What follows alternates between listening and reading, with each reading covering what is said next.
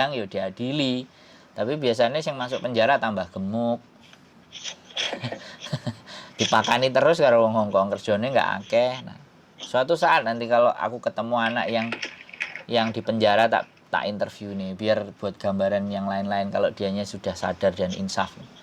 Itu tuh nggak masalah penjaranya karena apa? Kalau penjaranya cuma overstay tok ya nggak ada masalah. Ya kalau overstay tok itu penjara sebentar kalau dia memang menyerahkan diri dan mau pulang. Yang kena penjara itu yang dia overstay terus tiba-tiba ketangkep terus di tempat kerja lah itu Mas. Itu teman saya di situ itu Mas. Dia ketangkep, dia posisi sedang kerja. Nah kalau namanya ada ya bolehlah nanti samain WhatsApp saya nama siapa tahu nanti saya boleh minta daftar kunjungan, aku melihat ini di penjara mana, kan Hongkong kan ada banyak penjaranya. Jadi yang kayak gitu kan sekarang ada. Kan belum keluar Mas, tapi saya nggak tahu dia ditahan di mana itu, saya nggak tahu. Tapi kalau namanya samain ada, KJRI pasti tahu. KJRI ada, pasti tahu. Ada. Ya boleh lah nanti samain WhatsApp saya, jadi jangan ngomong di sini. Samain WhatsApp aja. Pakai WhatsApp, ini nomor saya, nanti coba tak tengokin, dapat salam dari mbaknya, gitu aja. Jadi tak pingin jenguk juga, pingin ngelihat kondisinya teman-teman. Ada organisasi teman-teman pengajian atau apa yang kadang-kadang bawa makanan, bawa apa. Tapi kadang juga yang di penjara nggak mau ditemuin, ada juga. Jadi, jadi tergantung mereka mau ditemuin nggak gitu loh. Kalau mereka mau ditemuin. Tapi kadang mereka ada yang nggak mau ditemuin.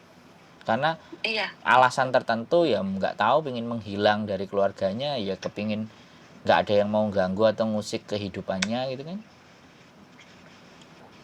Iya paham Mas. Begitu ceritanya. Siap. Berarti saya itu gini Mas, ini kan ibaratnya bom saya sama majikan kan belum meledak gitu loh Mas. Belum meledak. Terus? Belum meledak. Karena semua itu berjalan baik-baik saja. Majikan saya juga baik. Nah, terus? Sampai lanjutkan. Terus, misalnya gini Mas, saya mengajukan notis, 1 bulan notis, terus saya keluar, terus saya minta ke KJRI, minta pulang gitu, gimana Mas? Ya boleh. Kayak gitu ya boleh. Yang punya record sama catatan jelek berarti kan sampean sama KJRI aja, belum sampai ke majikan. Nah, iya makanya itu Mas, sebelum meledak saya keluar dulu Mas. Dari kemarin kan saya pertimbangan karena nyawa saya kan nggak di tangan gitu loh Mas, jadi saya masih pertimbangan. Masih saya pertimbangkan. Iya, seandainya nyawa di tangan Mas, saya udah dari dulu Mas. Nyawa sampean masih nempel di badan Mbak, cuman paspor sampean yang nggak di tangan gitu loh. Enggak lah. Jadi maksud saya gini loh, oke, itu menurut saya juga bijaksana juga. Tapi sampean kan pasti, aku kan nggak ngerti hubungan sampean sama majikan. Kira-kira ketika sampean jujur sama majikan, itu bagaimana respon majikan? Itu dulu. Kalau memang ternyata sampean ajukan notis, kemudian kenapa kok kamu notis? Kan kamu nggak apa-apa, kamu baik-baik saja. Iya, aku cuma takut. Aku belum bayar hutang, takutnya rumahmu akan disamperin gini-gini, aku takut gitu kan. Nah, tapi walaupun sampai notis pun nanti dia tetap nagih di situ gitu loh. Jadi tetap akan nagih ke alamat situ, ibaratnya kalau utangnya memang ke bank resmi loh ya, misalnya bank resmi Hongkong ya, beda sama rentenir loh ya. Kalau rentenir nggak ada masalah menurut saya malahan. Kalau rentenir ya sampean yang diintimidasi gitu loh. Tapi aku nggak ngerti rentenir juga minta alamat majikan atau bagaimana, kan aku nggak ngerti mekanismenya orang utang itu alamatnya ditaruh di mana, kan seperti itu. Karena nek catatan bank persis dan alamatnya sampean yang dituju tapi atas namanya sampean, ya majikan pasti akan emosi di mana bahwa alamatnya dia dipakai gitu loh. Orang Hongkong kan privasinya seperti itu. Menurut saya memang dibicarakannya baik-baik. Karena ini sebuah salah. Dan sampean sudah siap menerima hukuman atau sanksi dari majikan itu apa. Yang penting itu dijujurkan aja ya sudah. Kalau memang notis supaya mereka nggak diganggu-ganggu atau apa ya nggak apa-apa gitu. Siapa tahu dengan sampean berdoa terus ngomong piro se ongkone, Ya wis gak apa-apa ben awakmu aman nyambut gawe ngene tak tutupe iku. Tapi awakmu kudu kerja nang kene gak oleh metu ya, gak oleh notis ya, kan sapa ngerti. Kan kembali lagi kekuatan doa. Doane sampean. Iya, doa saya sih seperti itu Mas, tapi maaf, kemarin itu sempat kejederan satu itu Mas, Mas. Terus? Meledak satu. Terus? Majikan Terus gimana? majikan itu mencari tahu di kantor itu saya punya nominal itu berapa gitu. Terus masih sekitar 10.000. Masih 10.000, majikan saya membantu saya itu 5.000. Dia nggak mau membantu sepenuhnya. Dia membantu saya 5.000 dengan sistem potong gaji 2.000 per bulan. Terus? Gitu Mas. Terus dia nggak sanggup membayar untuk pelunasan itu, dia nggak mau gitu. Terus sekarang kan yang saya sebutkan yang selanjutnya itu kan nominalnya lebih gitu loh Mas. Jadi saya tuh melihat dari situ mereka tuh nggak mungkin gitu loh Mas. Mereka itu nggak mungkin membantu saya. Sedangkan majikan saya juga bukan orang yang punya uang banyak gitu loh Mas. Mereka itu keluarga sederhana gitu Mas. Seperti tadi untuk uang waktu membantu saya 5.000 itu 1 minggu pertimbangan itu Mas. 1 minggu pertimbangan itu 5.000. Nah sekarang misalnya saya sebutkan nominal yang selanjutnya itu sudah ya dilihat dari kejadian yang pertama itulah Mas. Seperti itu. Oke. Jadi misalnya saya notis dengan alasan mau pulang seperti itu, menurut panjenengan itu seperti apa Mas? Ya nggak apa-apa. Menurut saya setiap keputusan yang mau sampean ambil saya sangat menghormati, saya menghargai. Tapi sampean kan yang penting mengambil keputusan itu tahu atas dasar resiko. Itu saja. Kan otomatis karena orang salah ya resikonya pasti ada kan ibaratnya. Kalau sampean mau mengambil keputusan yang seperti itu bagi saya ya nggak apa-apa, ya boleh. Ya sampean memang mundur ya gak jadi soal. Menurut saya ya itu tadi, nanti kalau mau proses balik lagi ya sampaikan seperti itu. Barangkali nenangin keadaan gitu aja. Gitu. Sekalian minta alamat PT-nya masih Mbak. Kalau itu saya minta alamatnya saja. Nanti di WA ya nanti kan kontak saya masih bisa. Yang penting hubungannya nomor sama saya kan masih ada, dan saya juga masih naik di YouTube kok, ada nomor saya di situ. Bisa sampai menyimpan nomornya, nanti bisa telepon sewaktu-waktu. Nah, bisa diomongin, bisa diceritakan kan seperti itu, monggo, ndak jadi soal. Boleh. Saya kan seperti ini Mas, planning saya itu saya tidak mau melibatkan majikan. Yang saya tidak mau mereka itu susah tersangkut paut dengan masalah saya. Siap. Seperti itu. Siap. Terus saya pengen pulang. Mungkin untuk ngedemno pikir 1-2 bulan, terus saya balik ke sini. Nah, saya balik ke sini itu sedikit-sedikit saya mau bayar hutang saya gitu loh. Bisa. Nggak ada masalah, Mbak. Sebelum saya mati, saya harus bayar hutang. Please tolong jangan membicarakan sesuatu yang bukan hak kita untuk ngelakuin itu gitu loh. Itu bukan hak. Hidup dan mati itu bukan hak kita ya kan.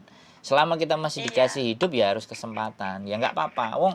Orang namanya hidup itu pernah ada yang salah, pernah ada yang keblegong, pernah ada yang kejegur jurang tapi yo gak mati. Jadi kan ini hanya masalah gini. Jadi manusia itu gini, kita jadi manusia yang ketika kita jatuh 5 kali, kita siap bangun 10 kali. Logikanya itu begitu. Kalau kita jatuhnya 5 kali, kita sudah harus siap bangun 10 kali. Jung jenenge menungso itu kan nggone salah karo dosa toh, Mbak. Jadi nggak perlu bilang begitu, ya kan? Saya nggak kepingin membunuh harapan seseorang. Saya itu bukan tipe manusia yang mematikan keinginan, membunuh harapan, terus dipangkas saja, enggak. Cuman ayo berpikir bahwa nyawa kita, diri kita, nilai kita itu jauh lebih tinggi dibandingkan kesia-siaan yang tadi atau putus asa. Selama sampean masih punya itikat baik, sampean masih punya pengharapan yang baik, itu ya dikasih jalan. Namanya keplese, kepleok itu kan wajar manusia. Kan gitu. Wong gurung sampai mateni wong kaya polisi, tembak polisi di rumah polisi. Gak usah Iya. gak usah bingung gitu loh, Mbak. Jadi dirilekskan pikirannya. Saya seneng kalau bisa berbicara, bisa ngobrol sama orang-orang yang lagi sumpek hatinya. Kan lumayan nang sebelah kanan kan ditulis set tanggal sakmene iki ndrung. Soalnya dosa itu pasti, Mbak. Pahala iki rada angel nek gak ngerti kan gitu. Carane golek. Jadi gak apa-apa, boleh. Semuanya pasti ada solusinya. Hidup itu sepaket. Bahagia dan susah itu sepaket, jalannya beriring. Cuman kita mau menaruh mana fokus yang bahagianya atau kita terfokus ke masalahnya gitu. Iya. Kalau terfokus masalahnya ya kayak sampean mau meneng gak sarapan kok wetenge loro sakit mah bayah tambah maneh. Tapi nek sampean fokus kepada bagaimana solusinya dan keluar dari persoalan ini ya jadine mikir. Terus nelpon kancane, aku tolong teleponno wong gandeng sak donya, aku gak wani dhewe. Lah itu kan berarti nalar berpikirnya kan sudah mau cari jalan, mau cari tahu, mau cari info kan gitu toh, Mbak. Siap ya? Sudah sangat sudah tenang kan? Please tolong jangan bicara mati. Kalau sampean mau bunuh diri, saran saya sing digawe gandolan wit lombok ya, Mbak. Kemarin sempat terlintas itu, Mas. Sumpah, Tuhan, saya udah mau terlintas itu. Iya, wit lombok ya. Kalau terlintas itu sampean golek wit lombok, nah baru nek ketemu gawe tampar apa tali rafia nang wit lombok. Tomat. Apa wit tomat ngono. Aja sing gede-gede, aja palange lawang gitu kan bahaya. Aduh, please tolong jangan Terlintas itu, Mas. Kalau sampean butuh psikiater untuk menenangkan hati, saya ada. Kalau sampean mau butuh siraman segala sesuatu, kita juga punya timnya. Jadi kita sebenarnya juga teman-teman itu di rumah majikan tidak semuanya enjoy. Pasti ada tekanan, pasti ada depresi. Enjoy-nya cuma di muka aja, Mas. Iya, enjoy-nya kalau hari Minggu ayu-ayu, lambine api-api. Aku malah tahu enjoy. Ngosakno sampean. Lah nggak pernah libur. Oh, ya sudah. Ya, yang penting kan digaji, dibayar. Meripate bendul-bendul bernangis. Waduh, aja sampai nangis lah, Mbak. Hidup ini bahagia. Didiemin, Mas, aku, Mas. Apa? Didiemin. Didiemin? Iya, didiemin sama Bu Bos. Oh, yang nggak apa-apa.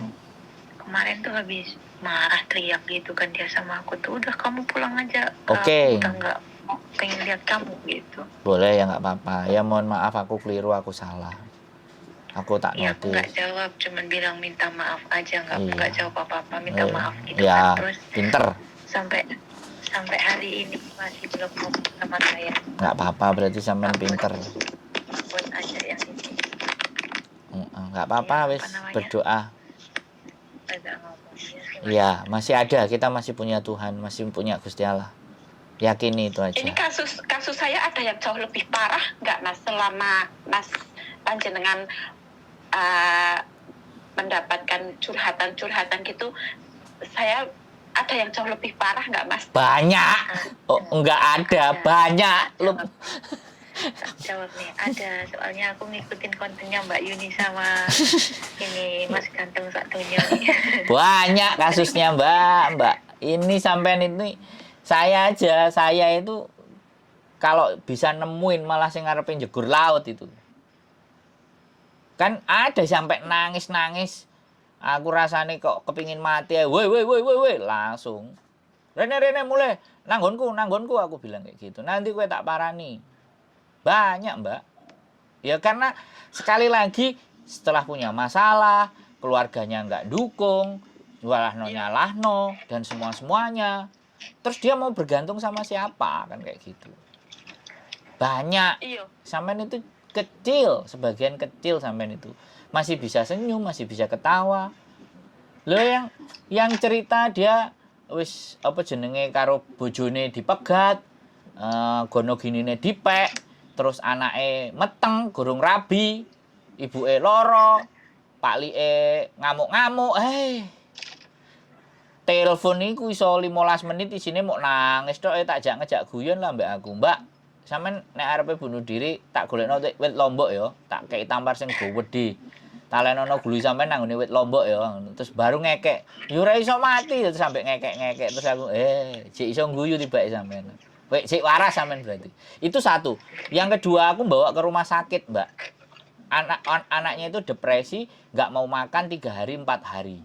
Kayak nyeleleng, tak go nang rumah sakit Wancai. Habis go nang rumah sakit Wancai, go nang rumah sakit Taiwan. Baru setelah mulai saka Taiwan dek sadar, mulih nang Indonesia. Balik neh nang Hong Kong.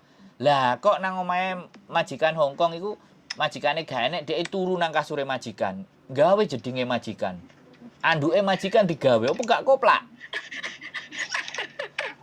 Ya wis stres, depresi, wis mulih, wis nyampe omah digombalik neh nang Hong Kong kan ejene barang ya aku gak mau tak sebut ejene. Jadi yang sampai kayak gitu, Mbak. Jadi linglung lho, sampean ngerti enggak? Sampai ngomyeng. Makanya aku terus golek pendeta, golek pastor, golek yo ustad yai nang kene kan ndak koyo Indonesia. Indonesia ustad yai digakno dhuwit dicoba jabu iso nang kene kan gak gelem diwehi dhuwit. Pendeta diwehi dhuwit piye jal. Akhirnya ya psikolog, psikiater. Ya digawa nang ngono. Mangane iki aku malah golek kasus yang luwih berat neh, Mbak. Yang kemarin yang belum berat ya, Mas. Belum. Ini kasus biasa kayak gini nih, Mbak. Bukan malah menurutku bukan kasus. Yang kasus kemarin loh, yang sidang terus ATM. Money laundry. Itu saya mau hadir, terus ada lagi kemarin sing anaknya majikan nakal terus dijiwit. Majikannya nggak terima, terus disidang. Wah, itu jelas itu blacklist bisa jadi 5 tahun. Soalnya majikannya benar-benar nggak terima terus dikasusno. Nah, itu baru berat. Padahal sepele loh, Mbak. Jiwit anaknya majikan. Jiwit tok loh. Makanya hati-hati mbak anak majikan. Nah, kadang-kadang nggak adil. Awake dhewe dicakar, dikerawuki, digepuki, dibeguki, majikan menengahi. Tapi nek aku ya, ambek anake dibeguki, tak rekam, kondisi tak rekam, delik-delik, aku nang kantor polisi tak laporno. Ben majikane melok mikir lho. Didik anake, gak gelem di intermenit gak apa-apa. Tapi biasanya nek majikane sing salah ngejak damai. Lah nek damai duit. Gitu. Jadi nek aslinya golek duit gampang. Nuntut majikan lebih. Sing wani. Sing gak wani ya jangan. Pokoknya nek wong Jawa ngomong nek wani aja wedi-wedi. Nek wedi aja wani-wani. Itu orang Jawa. Filsafat itu artinya kalau kita berani itu sudah harus dengan tekad yang bulat. Paribasane itu begitu. Nek wani aja wedi-wedi, nek wedi aja wani-wani. Saya juga salah satunya ya, saya nyari masalah itu sebenarnya. Ngene iki kan nyari masalah toh, Mbak? Bener enggak? Nyari masalah, kurang kerjaan. Bener enggak? Wong kurang gawean nampani telpone wong-wong ngeluh, wong-wong lorong. Wong-wong purek, kan? Wong-wong putus asa itu kan? Iya kan? Seperti kita putus asa. Enggak lah, sampean enggak. Sampean baik. Jadi enggak apa-apa. Tenang, aman, terkendali. Semuanya. Wis begitu solusinya. Ada lagi kira-kira yang menyumbat hati dan pikiran sampean. Wis ndang dibiorno nang kene. Ben lega. Kalau misalnya itu Mas, saya notice terus waktu notice saya mau pulang belum terus ke KCRI minta diantar, boleh nggak Mas? Kalau mau diantar, saya bisanya nganter. Tapi udah nyampe di depan, ini siapa? Nanti kayak gitu dia. Ya nggak, maksudnya saya diantar. Saya kan takut Mas. Saya tuh mentalnya rasanya nggak kuat, Mas. Iya, saya nganterin itu oke, ya kan. Saya nganterin nggak ada masalah. Paling kok aku ya diencem-encem karo KJRI misalnya.